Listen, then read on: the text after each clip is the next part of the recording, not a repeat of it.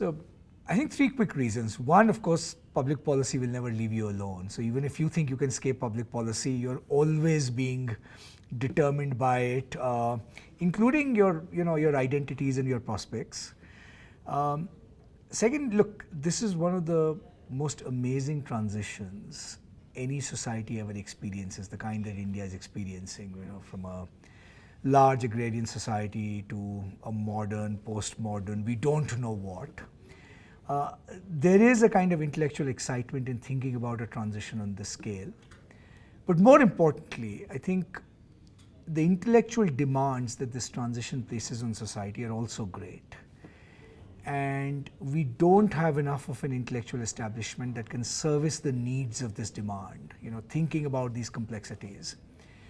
And the more we have smart, young, energetic people, and particularly young people, because I think there is a generational effect in thinking about public policy, taking on studying and thinking about public policy, the more likely it is that we will get at least some aspects of this transition right.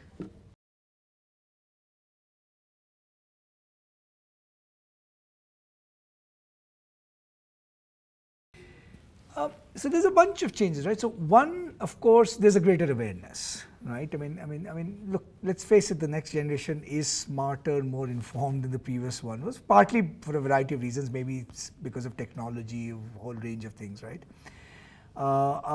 So in that sense, the days where very small groups of people, right, could decide fate of countries are in a sense over. Public policy requires now, right, not assuming that people are going to be sort of, deluded or foolish for very long, right? So when you're discussing public policy, you're not just addressing policymakers. In fact, it's a mistake to think you're addressing policymakers only. You're also addressing a larger public, right? I think that's one big, institutional change. The question of who will govern India, even though we have a strong central government at the moment, is going to always remain much more complicated. You don't know who's going to matter in India tomorrow, 5 years from now, right? So you have to be able to articulate things, reach out in ways in which are probably, not necessary in more hierarchical times and hierarchical societies. I think that's one.